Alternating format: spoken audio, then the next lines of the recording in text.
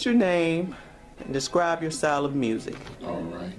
My name is Elmer Lamont Hawkins III. Some people call me Elmer, some people call me Lamont, some people call me Hawk or 3.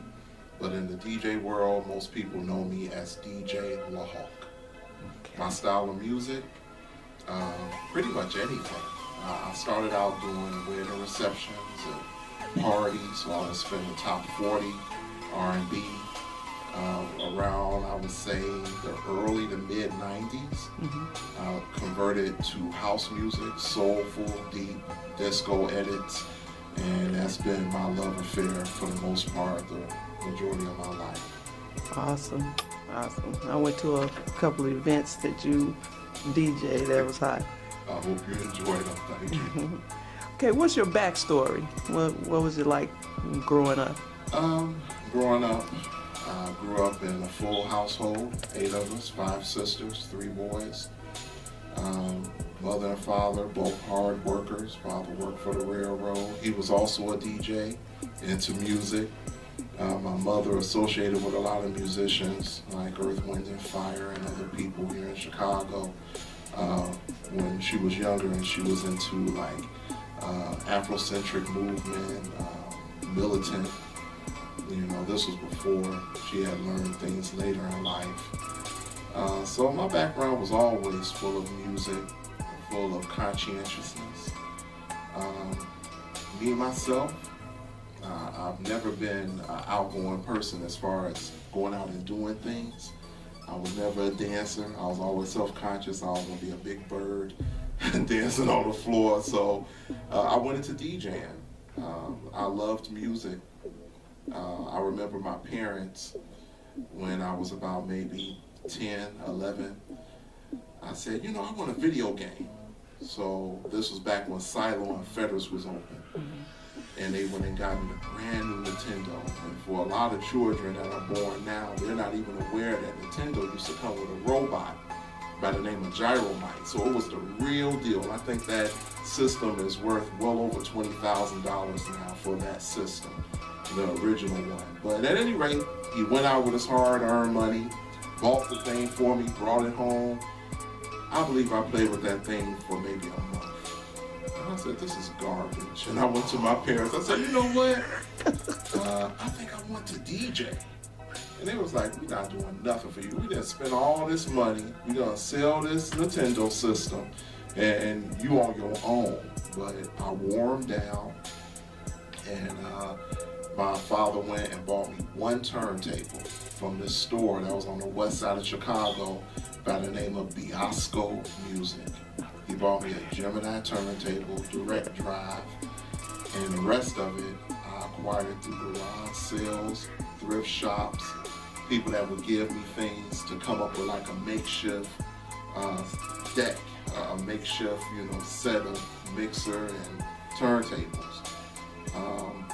What else can I think of? The first time I heard a DJ spin, other than growing up listening to WJPC, listening to GCI, WBMX, listening to mixtapes from Sullivan High School when I was living up north in Rogers Park. My first really recollection of seeing a DJ spin was when we were living up north in Rogers Park. We were living at 1240 West North Shore.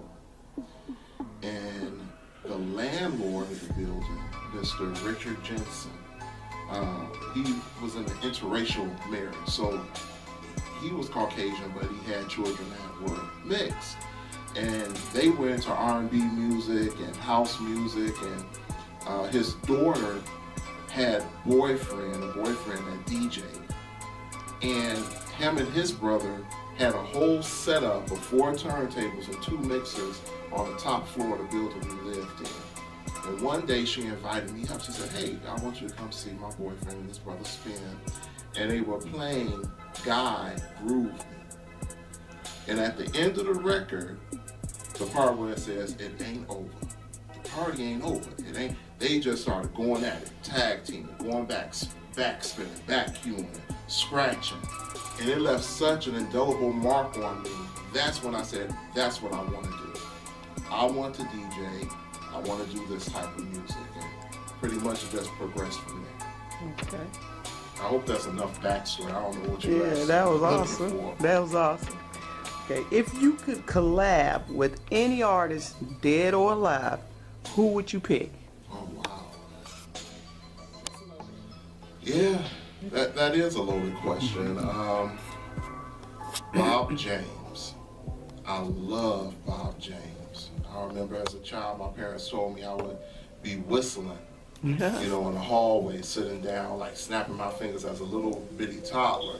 And they couldn't figure out what I was whistling. Said, what was this dude whistling? You know, what's wrong? And it turned out I was whistling the beginning of Bob James' Sign of the Times. And for those that know about sampling everything, eventually Warren G used that for the beginning of Regulators. It was mixed in with I Keep Forgetting, right? He mixed it in with Keep Forgetting, yeah, about Michael McDonald, and I would collaborate with him. People like Yo-Yo Ma, Sarah Chain, who else? I can't pronounce his name, I know I'm gonna butcher it, but Roshko Sakamoto, aka Yellow Magic Orchestra. Okay. He's a conductor. He did the music for The Last Emperor and other well-known films. I'll collaborate with them. In the 90s, I was into acid jazz. Big time. I still love acid jazz. A record company out of London by the name of Ninja Tune. Everybody that knows me well know I have a whole catalog of Ninja Tune music, Bonobo, Bjork, DJ Cold Cut, The Irresistible Force. It's a long list of people. Everybody down to Sora, Creative Partners, and some of the early stuff from Kid Cudi. I believe that's his name. They all did stuff at some point in time that collaborated with Ninja Tune. Ninja Tune, to let people know what that is, that company, the DJ behind it, the duo DJ Cold Cut, they are the ones that did the 7 Minutes of Madness for Eric B. and Rakim's Paid in Full. So when you hear Afra Haza, I believe her name is, do the at the beginning, they mixed all of that. The sound bites, the drops. One of my favorite all-time hip-hop records, Paid in Full, Eric B. and Rakim. Ninja Tune did that. So they've always left a mark through the decades of their music, be it hip-hop, jazz, or house music. Awesome, awesome, awesome. Okay. What's your favorite venue to play at? In my house. Believe it or not, I've done a lot of venues over the years, big and small. But because I'm not really a big crowd person, I love music. When I'm spinning music and I have that connection, I feel like I belong. But just being in a big crowd, I don't really feel that. It's like, what do you call it, social anxiety I suffer from. Because of that, I don't show up to a lot of events unless I'm a part of it. Like, oh, he's a little, no, it's not that. I just don't know how to relate. Because it's always through music that I relate.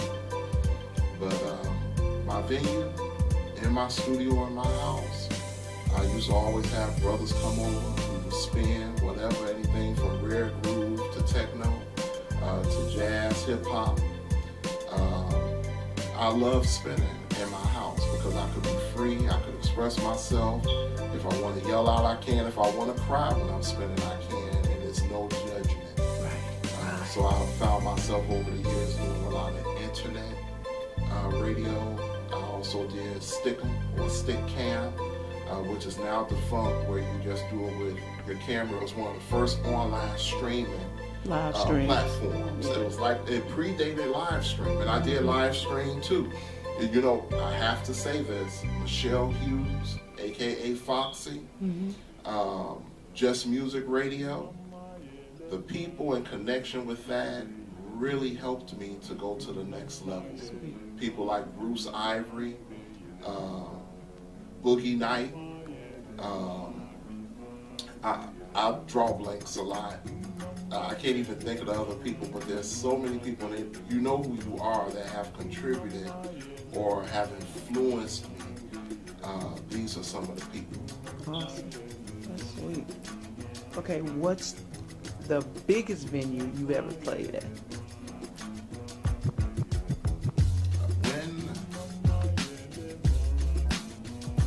I would have to say it's Tenny Park Convention Center. A person that will ever remain nameless, they had an anniversary, and I did that. It was the biggest ballroom there, and that was it was a humbling experience because I never did a venue of that magnitude unless it was outdoors. So I'm not counting outdoors things. I've done parties outdoors doing sound reinforcement. But as far as an indoor venue where people could sit down, it was Tenny Park Convention Center. Have you did any gigs where there were celebrities? Yes.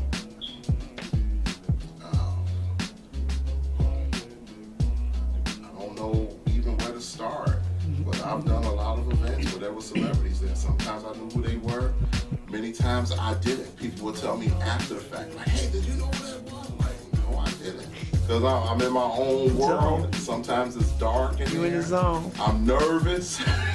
First come up to me, unless they tell me who they are, I may not even recognize them. But yeah, I've done a lot of events where there are celebrities. Yeah, so It comes with the territory. definitely. When you're not working a gig, what type of music do you listen to chill out? Ooh. Jazz. I love folk music. I love folk music. Amelia Torini. Who else? Jose Gonzalez is another one. Chili Gonzalez, as they say, the piano virtuoso, the genius pianist. I listen to him, but I love folk music. I love jazz, and as they say, left field type of music. Trap music. I love trap music. People don't know that. They look at me and be like, yo, Hawk is old, but I love trap music. Those beats. For a little bit, it's the beats. It's the beats. For a little bit.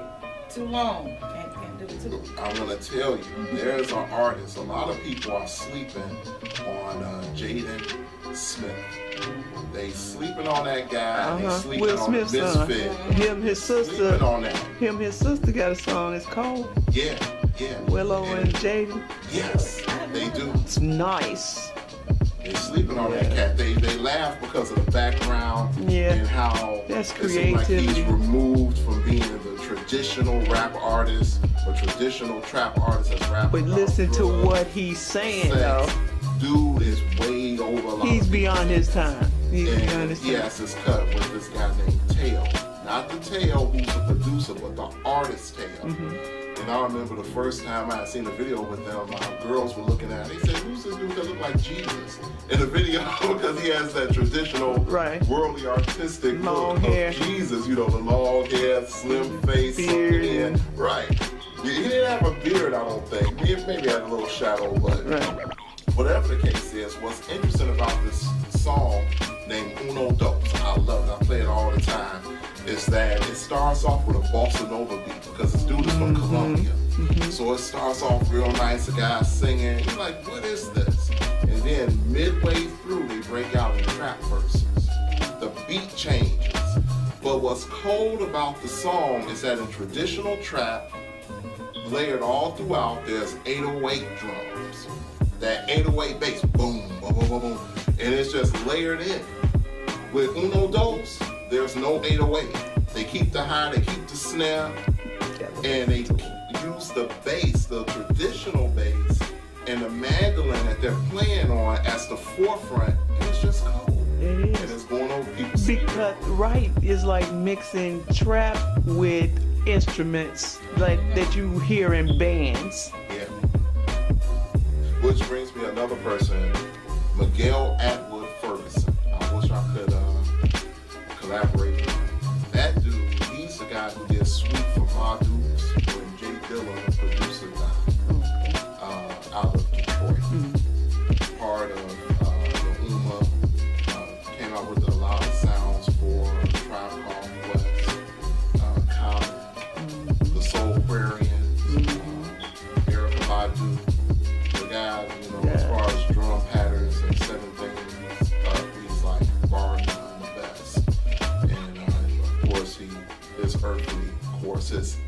didn't last as long as it should have. But his music, the guy, really good producer, you know, the best. And this orchestra conductor, Miguel Atwood Ferguson, did a whole suite dedicated to him, where an orchestra came in and he played all his cuts and classical films. And I mean, beautiful. So I started following the guy, friended him on Facebook. Beautiful music. That guy, there's another guy named Jimmy. He's from Poland. Another guy who does hip hop in classical form. And another guy that's out of Norway, by the name of Lido. Lido is cold, LIDO. Look these cats up. Oh, trust me, I am. They on a level. When you sit back and wonder, because these guys that you're mentioning are people that I would like for my son to hear, because he's doing a type of music that is not like what you normally hear through the young people as far as trap, because you you either hear trap or you either hear drill music. Right. But he mixes those two together plus cultural music and makes his own genre of music. So, yeah. I want him to listen to those guys you just mentioned. Yeah, look them up. They're when you think about Dre and all these other top tier producers, larger than life producers, you wonder what are they listening to? Exactly. That's what they're listening to. Exactly. They won't tell you that. Right, because they want to keep their street cred. They bring that back and they chop up the samples, or they bring them in the studio to do the drum lines. And you never know who these people are. Exactly, who their influences are. What's that dude's name? James Blake. That's another one. He does a lot of stuff. Diplo. That's another one. I was listening to Diplo back when he was working with this guy, Low Budget. They were doing block parties up in Boston, Philadelphia. You know, but now he's going on to produce biggest hits for Beyonce, because he has that, what they call favela sound out of Brazil, and merge that with, you know, the music of America, and people eat it up. Right, because it's different. It's different. Yes. Okay, you really answered this question, but I'm asking anyways. What are your favorite DJs? Other than yourself. I don't view myself as a favorite. I'm my hardest critic. That's why you don't that's see me out as much. That's usually what it is, though. I'm so hard on yourself. Well, you bad. It's taken me 41 years. I'm 41 to realize I'm my own worst critic. You know, I just. But as far as to answer your question, as far as favorite DJs, they're all my favorite. I don't pick one over the other. People always ask me that question. Well, what do you think about this DJ? You think about that DJ? I think about them all the same. They all have their gifts and they all have something to contribute, and you can't take that from them. Right. You think about these guys, they go out, they spend this money, all this money on music, they're expressing themselves. People just don't do that for nothing. Exactly, it's a and passion. They certainly don't do it to be dogged or to be looked down upon. Whatever their reason is, if they're looking to connect with their demographic more, their peers more, I applaud them for that. If they do it because they have this deep passion about music and they feel they need to get that passion out, I applaud them for that. If they doing it just to battle, to say I'm better than this person, hey, there's a part of the genre, a part of the craft that's for you. You're a battle DJ. You want that fame, as they used to say back in the day, that hamburger fame, more power to you. I don't have a favorite. I may love some DJs and they say, oh man, I love that. The next day it may be somebody on the opposite end of the spectrum. So I kind of stay away from that question. Right. You know? It's because at any given time, whatever you're feeling inside of you, it's